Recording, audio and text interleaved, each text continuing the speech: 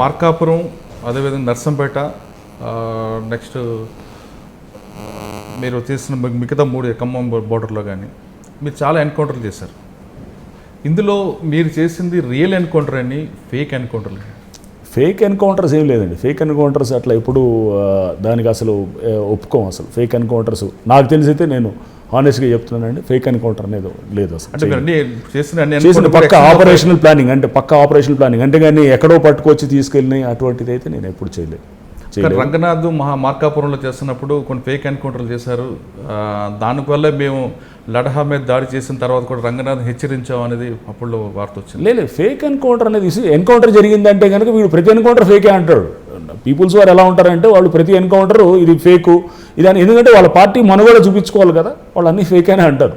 So న్యాచురల్గా వాళ్ళు ఏంటంటే వాళ్ళు డిఫెండ్ చేసుకోవాలి, వాళ్ళల్లో ఆత్మస్థైర్యం పెంచాలి కేడర్లో. ఇది ఫేక్ ఎన్కౌంటర్ పట్టుకెళ్ళారని అంటే, అంతేగాని మేము వెళ్ళి రాత్రిపూట అక్కడ అంత చేసాం ఇదంతా వాళ్ళకి తెలియదు. ఇప్పుడు మీకు ద్వారా చెప్తున్నాను, వాళ్ళకి ఎవరికి తెలియదు, ఇప్పటికీ తెలియదేమో నాకు తెలిసి.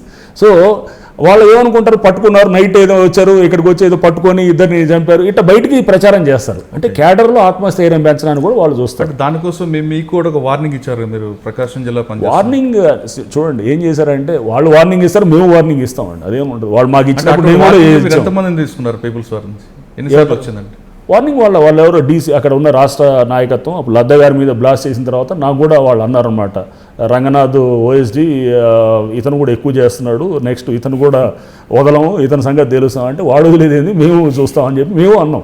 సో ఇప్పుడు నాకు ఫోన్లో చేశారు అప్పుడు ఒకటి ముఖ్యమైన సంఘటన కూడా ఏంటంటే, మా ఎస్ఐ ఉన్నాడు ఖమ్మంలో, నాయక్ అని ఉండేవాడు, అతను ఇప్పుడు సింగరాయకొండలో ఎక్కడో పనిచేస్తున్నట్టుంది. అతను ఎస్ఐకి ఎవరో ఫోన్ చేశారు, ఫోన్ చేసి ఇదేంటంటే బెదిరిస్తున్నాడు ఎస్ఐని. ఆ వాయిస్ నేను ఎక్కడో విన్నాను, అతను టాప్ నక్సలైట్ లీడర్ అనమాట. ఆ వాయిస్ విన్న ఇదైతే వెంటనే నాకు ఎస్ఐ నాకు ఫోన్ చేసి చెప్పాడు, సార్ నాకు ఎవడో బెదిరిస్తున్నాడు ఫోన్ చేసి, నేను అంటే మేమనుకున్నా అంటే బయట ఉంటారు కదండి, ఓపెన్ ఉంటారు, కేడర్ ఉంటారు, ఈ వీరాసం అలీలు ఇట్టోళ్ళు ఎవరో ఇంటర్లే, బయట వాళ్ళు ఏపీసీఎల్సీ ఇట్టోళ్ళు ఉంటారులే, బెదిరిస్తున్నారేమోలే అని చెప్పి నాకు ఫోన్ నెంబర్ ఈ నాయక్ నేను మాట్లాడుతానని చెప్పాను. నాయక్ అతను అప్పుడే వచ్చిన కొత్త చేరిన కుర్రవాడు, 2002 బ్యాచ్ ఎస్ఐ, 2005లో ఇదంతా, 2005 2006లో. సో అయితే అప్పుడు మేము జస్ట్ ఆ టైంలో ఫోన్ చేసి నాయక్ చెప్తే నేను వెంటనే నా ఫోన్ నెంబర్ తీసుకుని నేనే ఫోన్ చేసేవాళ్ళకి. చేస్తే అతను మాట్లాడుతుంటే అతను నేను పలానా ఓఎస్డీ అని అర్థమైంది, అడిషనల్ ఎస్పీ అని. నన్ను ఏరావరా అని మాట్లాడుతుంటే అతను గొంతు నేను గుర్తుపెట్టాను, ఎందుకంటే వాళ్ళు ఇచ్చిన మీట్స్లో కానీ అక్కడ వాయిస్ బట్టి నేను గుర్తుపెట్టాను. నా దగ్గర రికార్డు ఉండేది, అది ప్లే చేస్తూ వింటుండేవాడిని, మైండ్లో రిజిస్టర్ అయిందన్నమాట. అరే నువ్వు పలానా వాడివి కదా అన్నాను, అనగానే షాక్ అయ్యాడు. సో షాక్ అయితే నేను ఇక వెంటనే వాడు నిజమైన టాప్ లీడర్ అనమాట. ఇక అప్పుడు మాట నేయాల్సింది, వాడు నన్ను చంపితే నువ్వు నన్ను చంపేది, నీ సంగతి చూస్తాను, ఇట్లా మాట పెరిగింది. సో అది అంటే అదొక అంటే చెప్తున్నాను అనమాట. అంటే ఆ టైంలో వేడిలో చాలా జరుగుతాయి అనమాట. చంపుతా అంటే రిస్క్ అందరూ చేస్తారు, నాతో పాటు ఎస్పీ గారు, లేకపోతే కింద ఉన్న డిఎస్పీలు, ఇన్స్పెక్టర్లు, ఎస్ఐలు, కానిస్టేబుళ్ళు, హోంగార్డు, ప్రతి వాడు రిస్క్ తీసుకొని చేశారండి. ప్రాణం అనమాట. అంటే ఏదో అటు ఇటు మీరు కొంచెం చిన్న రాంగ్ స్టెప్ వేస్తే ప్రాణం పోద్ది అనమాట. సో దీన్ని ఎందుకు చేసాం, ఇదంతా చేస్తుందంటే ఏంటంటే ఆ ప్రాంతం మళ్ళీ సురక్షితంగా ఉండాలి. మొన్న ఈ మధ్య ఇప్పుడు వెళ్ళాను మార్కాపురంకి, చాలా 10 ఏళ్ల తర్వాత వెళ్ళాను, చాలా ప్లెజెంట్గా అనిపించింది. అదే అడవుల్లో నుంచి వెళ్ళాను, హాయిగా వెళ్ళాను, ఇంతకుముందు అట్లా పరిస్థితి లేదు, వెళ్ళే పరిస్థితి లేదన్నమాట. బండ్లు వెళ్ళాలంటే చీకట్లో వెళ్ళాలి, బండ్లు మారుకుంటూ వెళ్ళాలి. ఇప్పుడు అంతా మధ్యలో ఆగుతూ అక్కడ ఏదో అడవుల్లో కాస్త ఆగి పక్కన ఏదో పిక్నిక్ లాగా చేసుకుంటూ అట్లా వెళ్ళాం సరదా.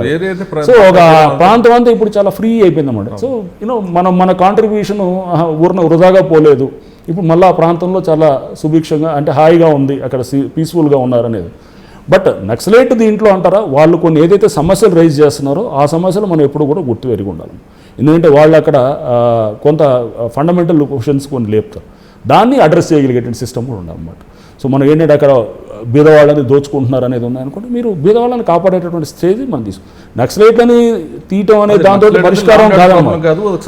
అక్కడ సామాజిక సమస్యని, అక్కడ ఉన్నటువంటి ఆర్థిక పరిస్థితులను అన్నింటినీ కూడా తీసుకుంటూ బీదవాళ్ళ పక్షాన ఉండి మనం చేస్తే కనుక నక్సలైట్స్ అవసరం ఏముంటుందండి.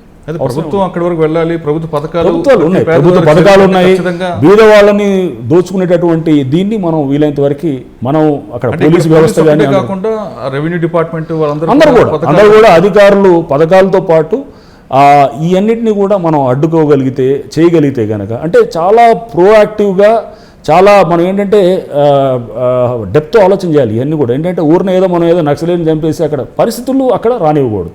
అక్కడ పరిస్థితులు గొప్పవాడు బీదవాడిని దోచుకునేటటువంటి పరిస్థితి అక్కడ ఉందనుకోండి, ఎప్పుడైనా రేపు నక్సలిజం వస్తుంది. ఈరోజు పోయింది రేపు వస్తాడు మళ్ళీ. సో ఆ పరిస్థితులు మనం ఎప్పుడైనా అడ్రస్ చేయాలి.